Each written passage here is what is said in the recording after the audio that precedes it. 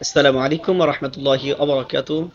الحمد لله رب العالمين والصلاة والسلام على سيد المرسلين وعلى آله وأصحابه أجمعين. أما بعد، أعوذ بالله من الشيطان الرجيم.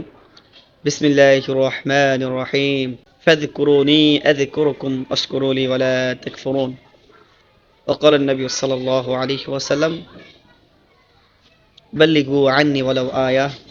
وقال تعالى: ادعوني أستجب لكم. আলহামদুলিল্লাহ, সমস্ত প্রশংসা আল্লাহ তাআলার জন্য, যে আল্লাহ তাআলা আমাদেরকে পবিত্র রজব মাসের শেষের দিকে উপনীত হওয়ার তৌফিক দান করলেন। এজন্য শুকরিয়া জ্ঞাপন করছি, আলহামদুলিল্লাহ। দরুদ ও সালাম নবীর প্রতি, যে নবী করিম সাল্লাল্লাহু আলাইহি ওয়াসাল্লাম আমাদেরকে ইসলাম হাতে কলমে শিখিয়ে দিয়েছেন এবং নিজে আমল করে আমাদেরকে দেখিয়ে দিয়েছেন, সেজন্য শুকরিয়া জ্ঞাপন করছি এবং নবীর প্রতি দরুদ ও সালাম পাঠ করছি সাল্লাল্লাহু আলাইহি ওয়াসাল্লাম। সম্মানিত শ্রোতা ভাই ও বোনেরা, আপনারা জানেন যে আমাদের রজব মাস একেবারে শেষের দিকে আমাদের যে আমলগুলো করা দরকার ছিল, আমরা অনেকে তা করতেছি না বা করি নাই এখনো। তো সামনে আমাদের শাবান মাস, আমলিয়াতের মাস। এই মাসগুলোতে রাসূলুল্লাহ সাল্লাল্লাহু আলাইহি ওয়াসাল্লামের আমল যেরকম ভাবে বেড়ে যেত, তদ্রূপ আমাদের আমল কি বাড়লো কিনা, এদিকে একটু খেয়াল করি আমরা। আসলে আমরা আমাদের যেখানে আমল বাড়ার কথা, আর আমাদের আমল কমে যাচ্ছে। এখানে নফল রোজা রাখার কথা ছিল, আমরা রাখলাম না। আমাদের নফল ইবাদত বেশি বেশি করার কথা ছিল, রাখলাম না। বেশি বেশি নেক আমলের কথা রাসূলুল্লাহ সাল্লাল্লাহু আলাইহি ওয়াসাল্লাম বলেছিলেন। এবং মা আয়েশা রাদিয়াল্লাহু তাআলা আনহার হাদিস থেকে আমরা জানতে পারি যে রাসূল সাল্লাল্লাহু আলাইহি ওয়াসাল্লাম এই মাসে অনেক আমল তিনি করেছেন, আমরা করলাম না। দেখুন, আমরা তো সবাই আস্তে আস্তে আমাদের হায়াতের জিন্দেগি শেষ হয়ে যাচ্ছে, কিন্তু সে আখিরাতের জন্য আমি কি প্রেরণ করতে পারলাম সে আখিরাতের জন্য? আমরা দুনিয়াতে সবাই বলতেছে এটা আমার, ওটা আমার, এরকম বলতেছে, কিন্তু কিছুই তো আমার না।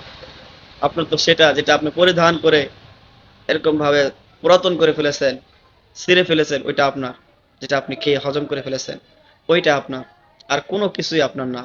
আপনার এই বড় বড় অট্টালিকা, ব্যাংক ব্যালেন্স, টাকা করি, কোনো কিছুই আপনার না। এগুলো সব ওয়ারিসের। যারা আপনার আত্মীয় স্বজন রয়েছে, আপনার ছেলে মেয়ে সন্তান সন্ততি, এরকম ওয়াইফ, এবং এরকম যারা আত্মীয় স্বজন আছে, নিকট আত্মীয় যারা রয়েছে, এগুলো সব তাদের। যখন আপনি মারা যাবেন, তখনই তারা সাথে সাথে ভাগ বন্টন করে নিয়ে নিবে, যে এগুলো আমার, ওগুলো আমার, ওই কাপড়টা আমার, এরকম করে নিয়ে নিবে।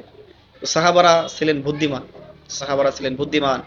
তারা দান করতেন, সদকা করতেন, তারা দানের প্রতিযোগিতা করতেন। তারা বুঝতেন যে এই সঞ্চয় করতেছি আমি, আমি এই সম্পদটা সঞ্চয় করতেছি, আসলে তো এই সম্পদ আমার না। তারা এটা বুঝতেন। আমরা বুঝি, কিন্তু আমরা দান করতে রাজি না, খরচ করতে আল্লাহর রাস্তায় রাজি না।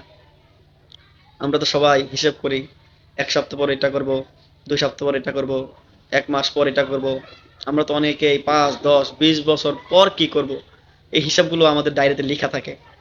এবং 50 বছর পর কি হবে, আমরা কি করব, কোথায় যাব, কোন প্ল্যাটফর্মে থাকবো, কোন জমিগুলো কিনতে হবে, কোথায় মেল ফ্যাক্টরি করতে হবে, এগুলা অনেক হিসাব করে আমরা রেখে দিই।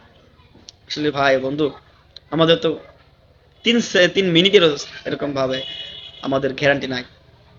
যদি আল্লাহ তাআলা 3টা মিনিট আমাদেরকে অক্সিজেন বন্ধ করে দেয়, এই পৃথিবীর এই অহংকারী মানুষ একটাও জীবিত থাকবে না। তো আমরা জীবিত থাকতে পারবো না যেখানে, আমাদের আশার কিন্তু এখানে শেষ নেই। যে আমাদেরকে চলে যেতে হবে, সুন্দর পৃথিবী থেকে আমাদেরকে বিদায় নিতে হবে। আপনি যতই আশা করেন, যত কিছু করেন না কেন, আপনার সব আশায় পূরণ হবে না, এবং আজরাইল সব আশায় আপনার পূরণ হতে দিবে না। এটার নামই দুনিয়া। তো আসুন, আমাদের সামনে রমজান আসতেছে, আমাদের রজব মাস শেষ হয়ে যাচ্ছে, শাবান মাস চলে আসতেছে। আমাদের আমলকে আমরা বাড়িয়ে দিই, আমরা যেন নবী করিম সাল্লাল্লাহু আলাইহি সাল্লামের দেখানো পথে চলতে পারি। এই তৌফিক চাই মহান আল্লাহ তাআলার কাছে। আল্লাহ তাআলা আমাদের সকলকেই দিনের উপর অটল থেকে, ইমানের উপর অটল থেকে মৃত্যু দেন। সকল বলি আমিন। ওয়া আখিরু দাওয়ানা আনিল হামদুলিল্লাহি রাব্বিল আলামিন। আসসালামু আলাইকুম ওয়া রাহমাতুল্লাহি ওয়া বারাকাতুহু।